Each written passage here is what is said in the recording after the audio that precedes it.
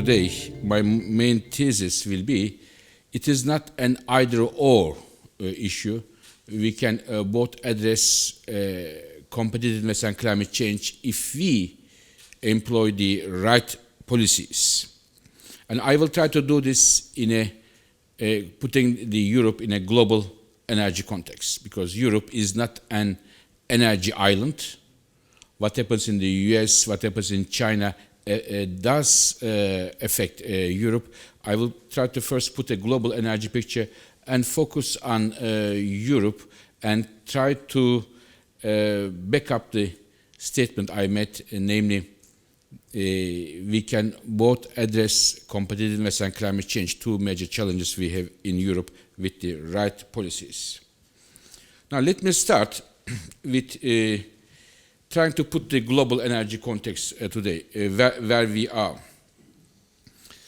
First of all, you all heard or read in the newspapers the shale revolution in the United States.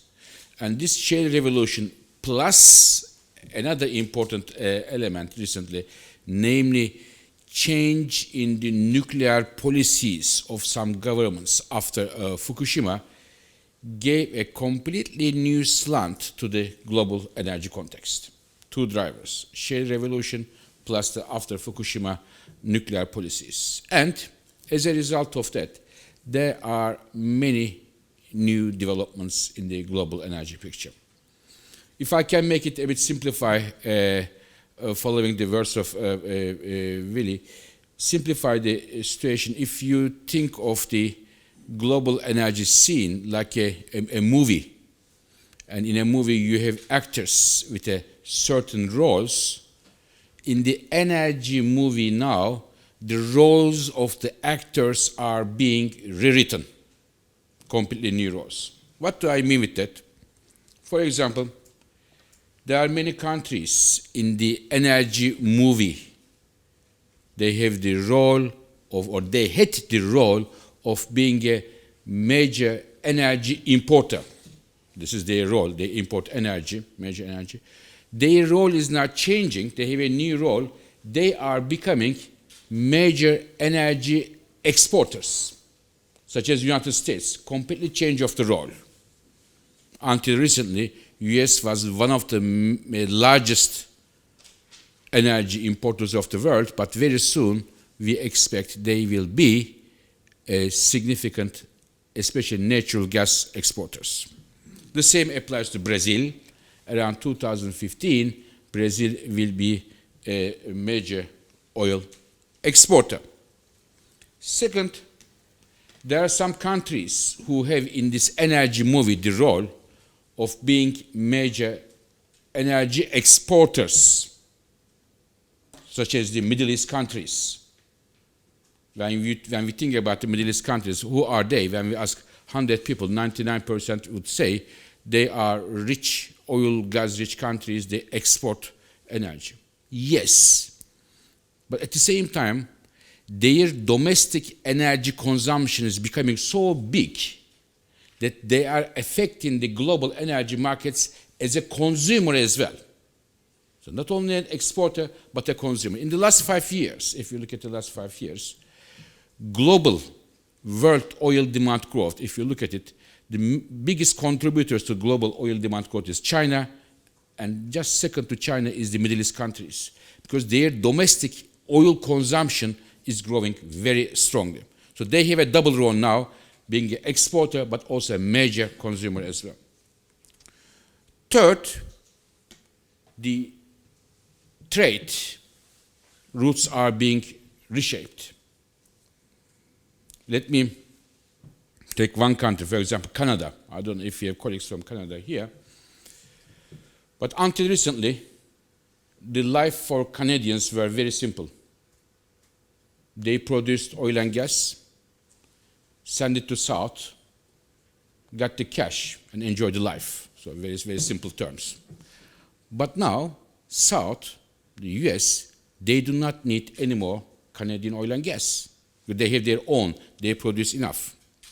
So the entire Canada now is turning its face to Asia and the new energy trade axis is being built between Canada and China, Canada and Japan. And if you look at the Canadian government in the last 6-9 months, more than 3/4 of the visits are to Asia to build that new axis, to put the political work, political dimension. Another one, which we could have never thought, many people couldn't thought, United Arab Emirates, a major OPEC country, has applied last month to import natural gas from the United States. An OPEC country now is going to import US natural gas because of the several reasons. So these are the things which are changing very rapidly. And as I said, the major driver here is the shale revolution, but also other developments such as the post-Fukushima nuclear policies do contribute to that. These are changing, and it is very important to see and able to read these changes and position ourselves as a company, as a government, as a human beings, as an investor, to position ourselves in the light of these changes. If we are not able to read these changes in a timely manner, as we have seen, some countries, some companies definitely will lose their position. While these things are changing, there are certain things which are not changing, which I would like to see changing. One of them is the carbon dioxide emissions are still increasing significantly, and this is mainly as a result of the energy sector.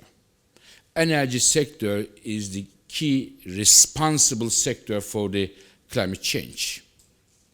Without finding a solution in the energy sector, we have no chance whatsoever to address our climate change issue, which I will come in a moment. Second one, again a major issue for many reasons, fossil fuels, oil, coal, and gas, they are heavily subsidized. Their prices are heavily subsidized in many emerging countries. So their price is extremely low. Okay? Oil products such as gasoline, diesel, coal, natural gas, governments are putting money from their pocket in order to bring the prices so low for several reasons.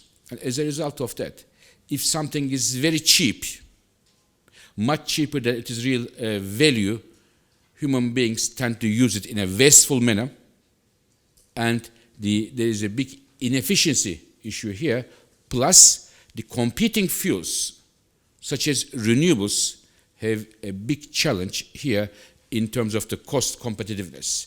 If their competitors are very, very cheap, renewables have big difficulties to compete with them. A third issue that we highlight in the World Energy Outlook since 10 years in a stubborn way, today 1.3 billion people, about 20% of global population, they have no access to electricity. Mainly in Sub-Saharan Africa, India, Pakistan, and Bangladesh. And this is not a trivial energy number. This is a real story, a life story. Parents cannot keep the medication for their children in the refrigerator. Full stop. This is more important than many, many slides. Or you don't have access to the external world. Or you cannot study, you cannot read anything when the sun sets. So this is a real issue, and this is definitely an economic issue, this is an energy issue, a social issue, but maybe beyond those, this is a moral issue that we all have to, I believe, take into account. Finally, about today's picture, one issue is energy prices. As my colleague Willy de Becker mentioned, in 2008, when the oil prices crashed to $30, November, we said in the World Energy Outlook to the entire world, don't believe this, the era of cheap oil is over. And since several years, at least 3-4 years, oil prices do average $100. And it is the first time in the history that we see such a long period of time with such level of prices, $100 and above. And if you ask me, I do not see a major reason that the oil prices will go back to the levels that we used to see, $50, $60, in a sustained period in the next years to come. Second important element about the current energy prices is a recent phenomenon. Again, natural gas and electricity prices between different regions of the world, US, Europe, Japan, Middle East, are diverging from each other.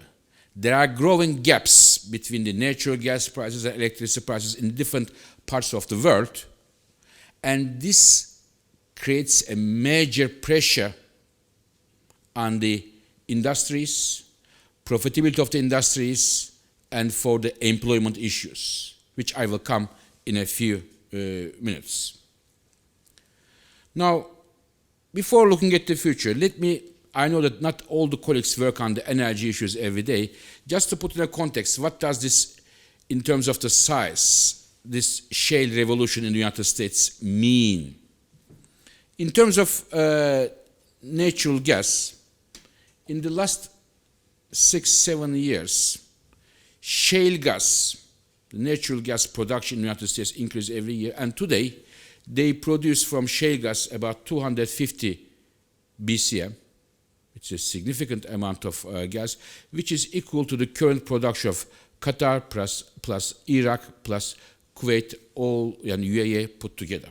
A huge success in a very few years of time, less than a decade. Big success. Here, this is definitely a chapeau. Second, there is another thing. We talk about shale gas a lot, but we don't talk yet on shale oil.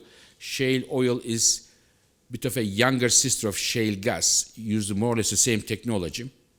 And today, the only shale oil production, again, in the 6-7 years, they reached today 3 million barrels per day, which is equal to the current production of Iraq.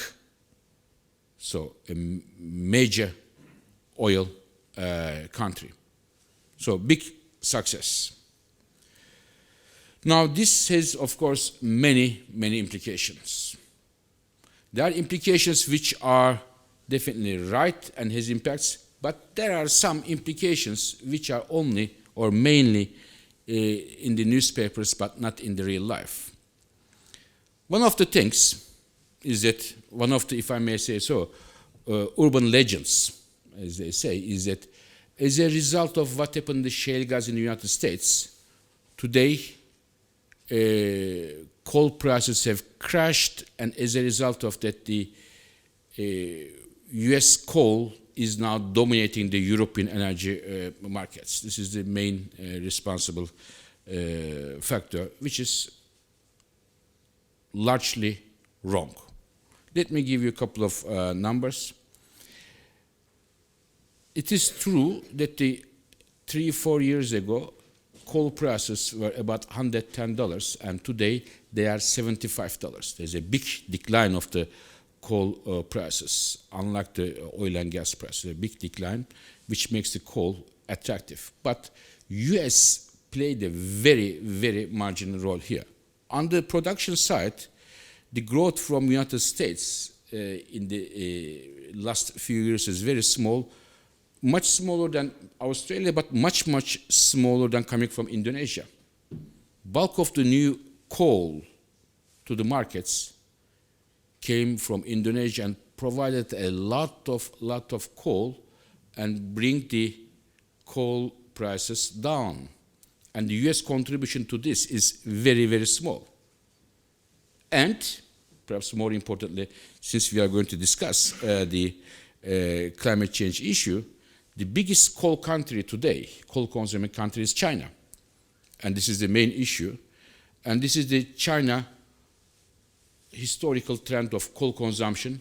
But China, in the last 2-3 years, put a brake on the coal consumption. This is very important. We have to all recognize this for also climate change reasons, but I will come to that in a minute. And this is mainly driven by the local pollution concerns of China. And as a result, we have seen the China coal consumption for the first time since years and years is slowing down, and the difference between the historical trend and what the real trend today, real consumption, is about 20 times higher than the US exports increase. So US exports is completely a peanut story. So to sum up, it is an urban legend to believe that the US coal flooded the market and Europe therefore went for coal.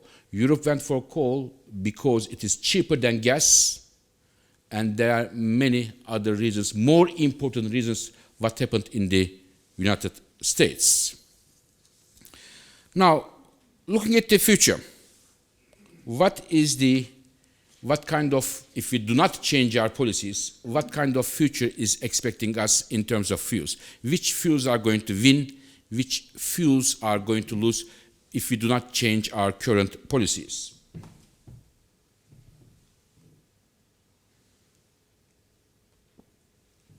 Now, there are colleagues here who know the environmental, the climate change, history of climate change much better than me. They would all know, I'm sure Willy as a former journalist would know, in 1987 there was a report coming from the former Norwegian Prime Minister, Mrs. Brundtland. It's called the Brundtland Report, which put, at the request of the UN Secretary General at that time, the idea of sustainable development for the first time. And in 1987, what we tried to do worldwide since 25 years, to bring the share of fossil fuels down. And when we started this process 25 years ago, share of fossil fuels in the global energy mix was 82%. Oil plus coal plus gas together, 25 years ago, 82%. And worldwide, in Europe, in US, Japan, elsewhere, we all tried to push the renewable policies, efficiency, this and that, to bring this 82% down. There are many subsidy policies, government targets, and so on. And after 25 years of efforts, this 82% in 1987 today came down to 82%. No change whatsoever. This is definitely something, at least I believe so, very frustrating. It shows us the following. First of all, economic facts are very stubborn, and if the governments do not back up their goals or their programs with economic instruments, in other words, efficient economic instruments, these statements will not change anything, as we see here. And if there was those efforts to push the renewables, push the efficiency, and so on, wouldn't take place, perhaps that 82% 25 years ago would be today even higher than in the past, which is definitely something rather worrying. And when we look at the future, we see that the fossil fuels will still dominate the global energy mix, even though the renewables are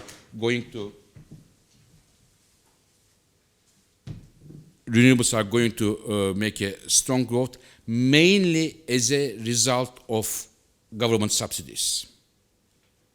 And I can assure you that today, many governments in Europe, in North America, in Asia, are looking at the current renewable subsidies and look at to revise them. And in most cases, if not all, if there is a revision, it will be cutting the existing renewable subsidies, which would have substantial impact for the renewable industry and as such for the global energy mix. Now, of course, fossil fuels growth means major implications for climate change. And when we're talking about climate change, a major success story we have recently seen is the CO2 emission decline, if not collapse, decline in the United States. Until 2007, US carbon dioxide emissions were increasing significantly. And as a result of, once again, shale gas revolution, we see that in 2012, the levels are going back to 1990s level. This is an extremely good news. However, there is a however here, which is crucial. The reason why it happened is the following. Shale gas replaced coal significantly in the United States. And as we all know, gas has less carbon dioxide content compared to coal. This is good news. But whether or not this trend is a sustainable one, I am not sure. Because of the following reason. Why Americans suddenly went to gas and left coal?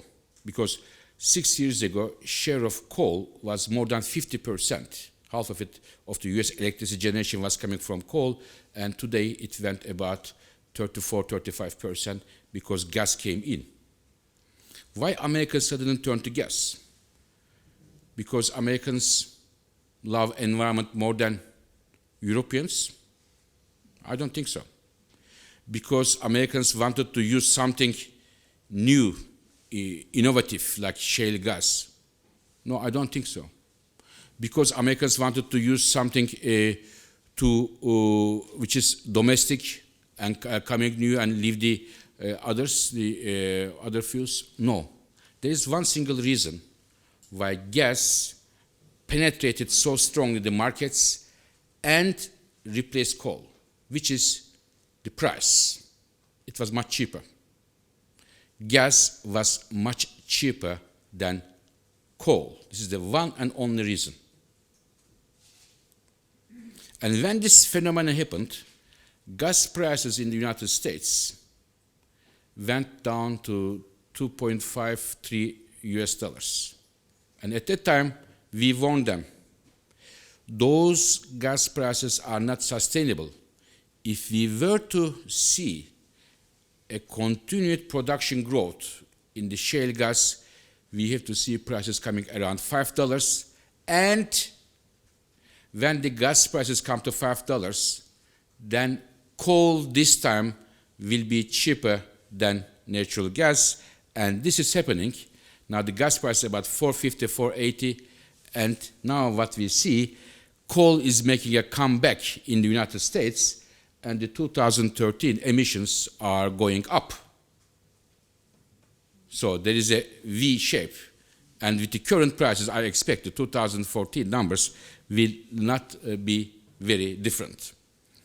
So this, we all talk about the US miracle in terms of CO2 emission reduction, but unless current administration in the United States is not successful to put a ban on the coal-fired power plants, gas prices being around $5 or close to $5, if everything is left to markets, coal may well make a strong comeback because it will be cheaper compared to natural gas. Therefore, US CO2 reduction is very impressive, but in order this to be sustainable, there is a need for regulation for the coal-fired power plants.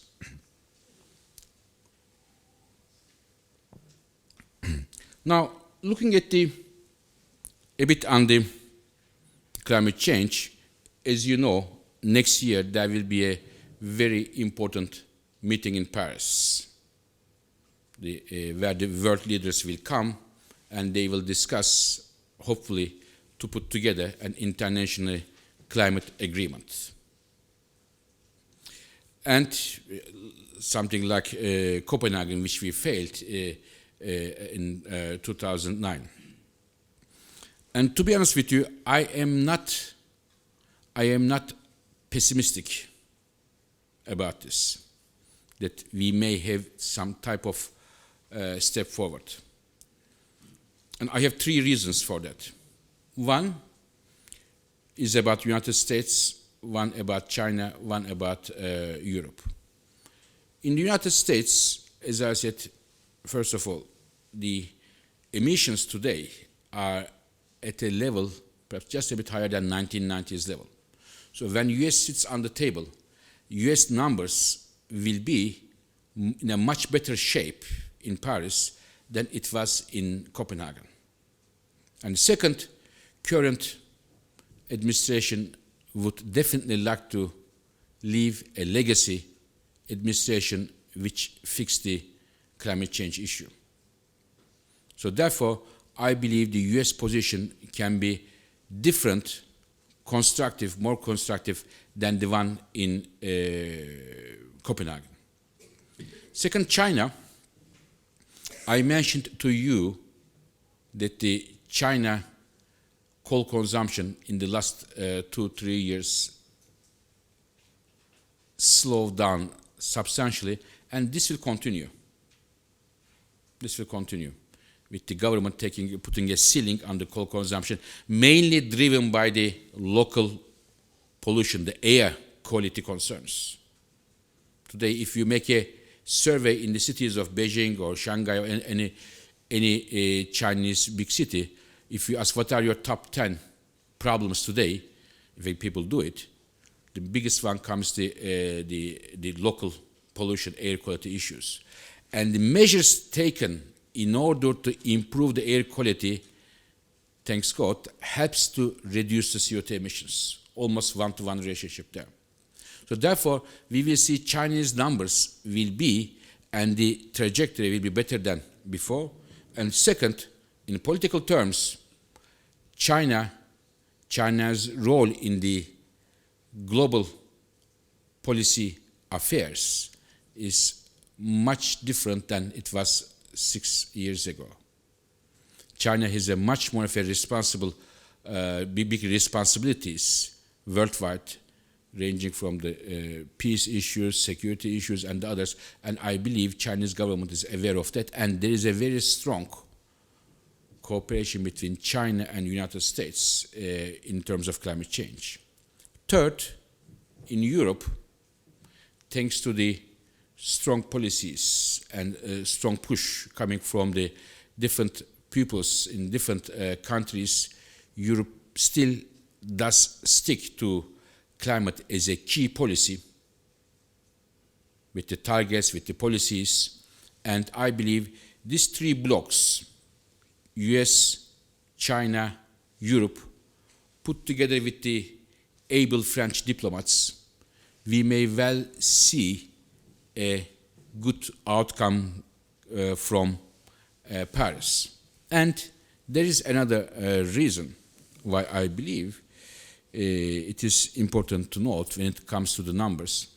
Currently, when we look at the trajectory, the energy, as I said, the main driver, we are perfectly on track. When we look at our energy-related CO2 emissions, the world is perfectly on track for a temperature increase on average 3.6 degrees Celsius. And as you all know, or most of you know, scientists told us that if we want to have a life in the future, which is more or less similar to the one today, the maximum temperature increase we could have is 2 degrees Celsius.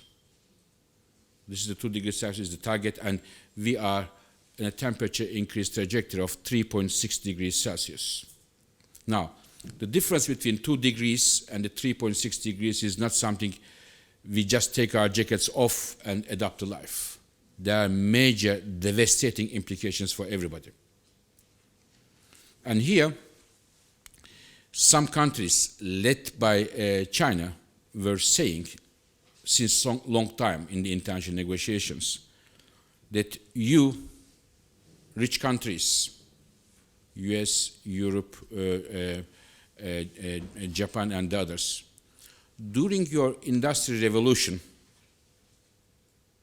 you used a lot of coal, oil and the others, and put a lot of carbon in the atmosphere. And they're already there because the concentration is still there many, many years. And you tell us now, we just are trying to develop our economies. You tell us now, don't use a lot of energy. This is not fair. You don't look at only the today's emissions and the future emissions, but you also look at the historical emissions, they say. And I believe, even though I represent the OECD countries, the so-called rich countries, I believe they have a point here. There is a historical responsibility of the rich countries. But when you now look at even a historical angle, from 100 years ago to today, or to next 25 years, if you look at the responsibility of the OECD countries and non-OECD countries, they are very soon becoming same, 50%, 50%. Coming from the OECD countries, the carbon put in the atmosphere in the last 120 years, and the non-OECD countries, 50% responsibility for the rich, 50% responsibility for the developing countries. So that very argument of China and the others will not hold anymore. Second, some countries say, some developing nations, again China and the others, don't look at the emissions only, how many gigaton, how many megaton my country emits. I may be emitting a lot of carbon, but China says, I am 1.3 billion. You cannot compare my emissions with that of UK or Germany, where they have only 70, 80 million people. And once again, I think they have a point here. You have to look at how many people live in that country. But, again, even when you look at the per capita emissions, latest by next year, Chinese per capita CO2 emissions will be higher than the European per capita emissions, and then very soon to the average OECD emissions, catch up with that. So that per capita argument will not hold anymore very soon as well.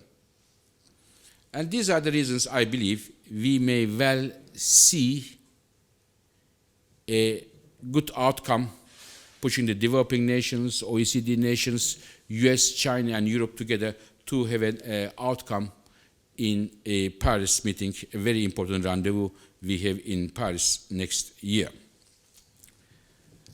Now let me come to the last point I wanted to make today, the issue of competitiveness and Europe. Now, before the shale gas revolution, the natural gas prices in different parts of the world were very similar to each other. It was, the ratio was in the US, when you compare with Europe and Japan, 1 to 1, 1 to 1.1, 1 to 0.8, 0.9, very similar to each other. But after the shale gas revolution today, this is an unbelievable picture. Today, European gas prices are, when you look at this picture, about 3 times higher than in the United States. And the Asian gas prices, Japan and Co., about 5 times higher than the United States.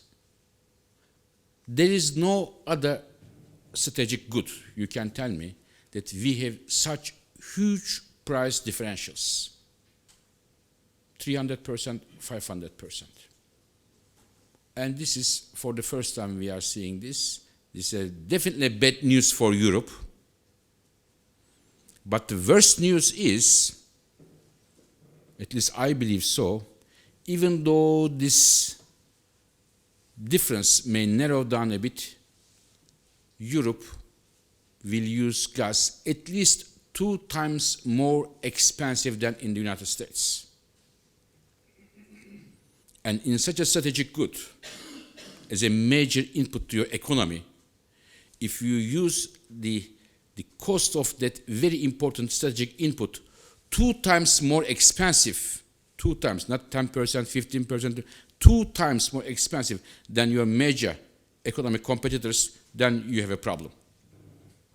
So therefore, my point is, the issue of the gas prices in Europe is not a one-off, a current issue. It is a structural issue that Europe has to deal for the next 2 decades at least, and put the policies in order to respond to that very issue. This is very important. Second, similar story applies to electricity prices, because natural gas is a major input for electricity generation. This plus other factors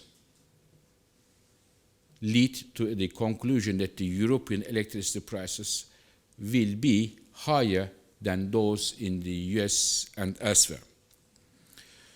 So what are the implications of that? There are many, many implications.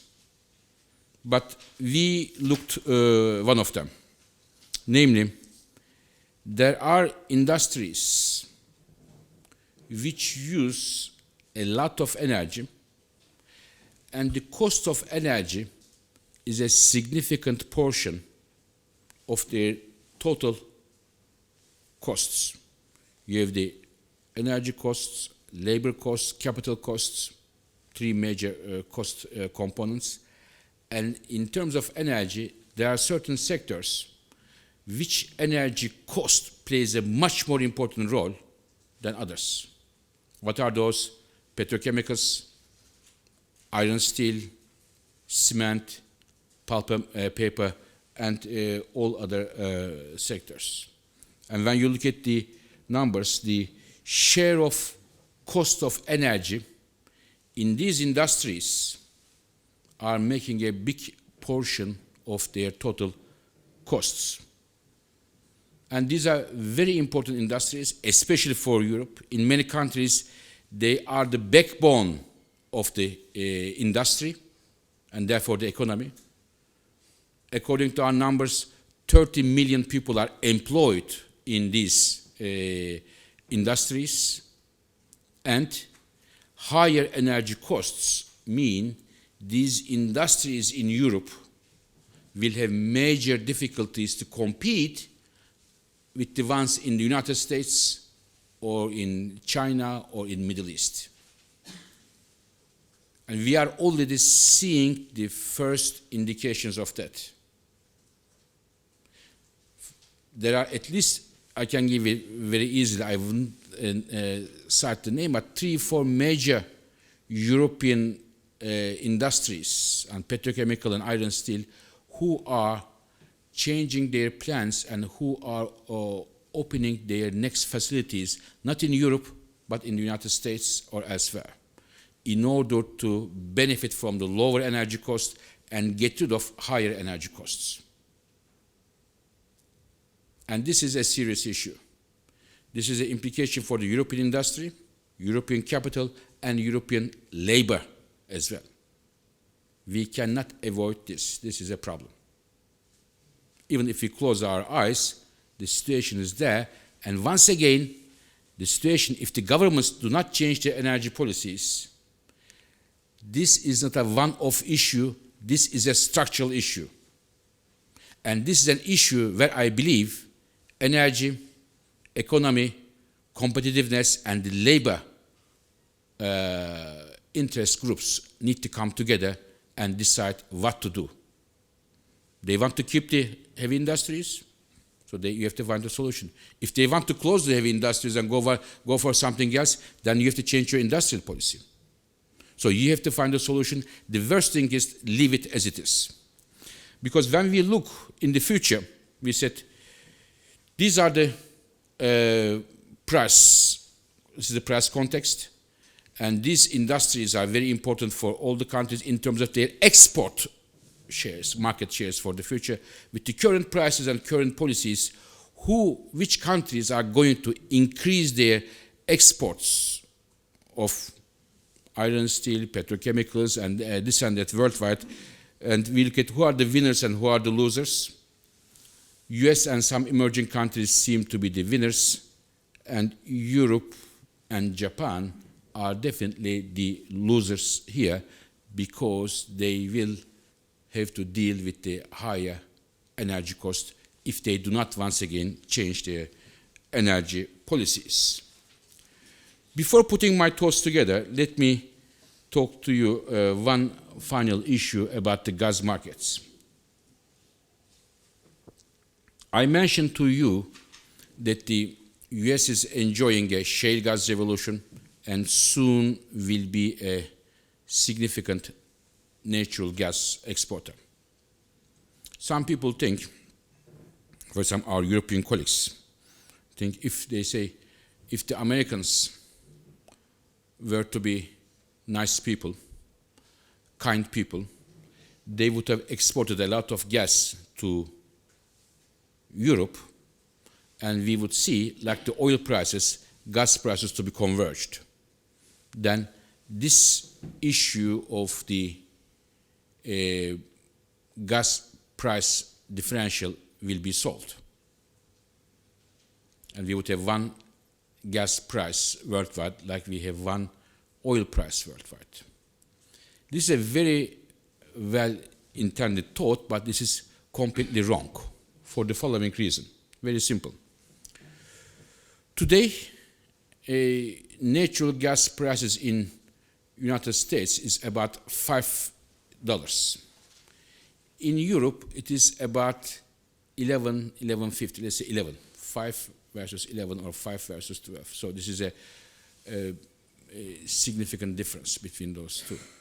If you decide today to send the American gas to Europe, cost of liquefaction, shipment, and gasification, all this process to bring the gas from US to Europe costs about $6. So you have already $5 there, plus $6, it comes to $11, which is almost what we have in Europe today. So we will not benefit in Europe from the gas price, cheap gas price in the United States because of the high cost of transportation. Therefore, to believe the US shale gas will save the Europe economy is something we have to approach very, very carefully. Because you have a big issue of cost of transportation of gas, which is higher than the price of gas in the United States today. Therefore, we have to, of course, United States gas will definitely be very helpful for Europeans because it will provide more flexibility, more diversification for Europeans. Europe will have more countries to get natural gas, but cost will be not as cheap as we may hope to see as it is the case in the United States. So let me finish my thoughts, try to put my thoughts together. First of all, as I said in the beginning, competitiveness is a major problem for Europe today. We cannot avoid, whatever you say, we cannot avoid this. Second, climate change is a key issue for Europe, for the rest of the world. And I believe this is not an either-or issue if you put our policies rightly together. First of all, we should bear in mind that with the current policies, the high energy cost in Europe is not a one-off issue. This year, next year, it will come down. No. It's a structural issue. If there are no radical changes in the European energy policies. And we think that the current cost structure energy cost structure is directly affecting the European industries, affecting the European economy, and perhaps more important, 30 million jobs who are employed in these energy-intensive industries. We have to be very careful there. Having said that, climate change being a core preoccupation for many Europeans, and good so, we have to find a solution, we have to find solutions, policies, which wouldn't put us either or issue. What are those? First of all, the one and the most important one, I believe, is improving energy efficiency. And I can tell you that I look at not only Europe, but many countries in the world. I am getting a lot of good data which gives me good news about the energy efficiency improvements in many countries. This is very good news. And the main reason here why countries pushing the energy efficiency button is not to address the climate change, but mainly to reduce the cost of energy. But at the end of the day, it also helps. It will also help to reduce the CO2 emissions. So this is a very good news. But I think for Europe, improving energy efficiency comes as the first one. Second, today, when you look at the European gas contracts, which are very expensive in many cases, 2/3 of the existing gas contracts in Europe are expiring within the 8 years of time. So it means Europe has a very good window of opportunity. Either you leave gas to look at something else when your commitment finishes, or when it comes to the end of your contract, you can renegotiate your contract and bring the gas prices down. Because when those contracts were made 20 years ago, whatever the time is, markets were dominated by the gas exporters, gas producers. And now it is very important that the consumers have many choices now, and they can well dictate the conditions and bring better gas prices down as a result of the renegotiation of the gas contracts, or leaving those gas contracts and leave the gas to look at other options. And I think it is very important that Europe will continue to push the renewable, which will help reduce the CO2 emissions, and also the gas, especially for electricity generation, especially those renewable projects which will make in the future economic sense. I personally believe nuclear power does have a role to play in the European energy mix in the countries where it is accepted by their people.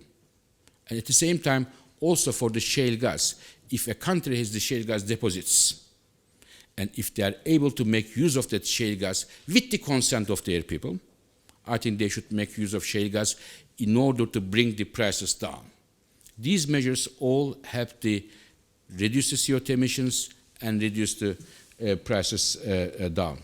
And of course, completing the internal energy market in Europe will also help to bring more efficiency in the markets, and as such, bringing the prices down at reasonable levels. Finally, I would like to finish my words by saying that when you look at after the Second World War, the European economic history, there are many factors which were the most important factors determining the European economic developments. And energy was definitely one of them, very important. But at this very juncture we have, what is happening in Europe and what is happening, more importantly, outside of Europe in terms of energy markets, I believe energy has never been so critical to the long-term economic prosperity of the European people. Therefore, the decisions Europe will take in the year 2014 will determine the future of European economy for many years to come.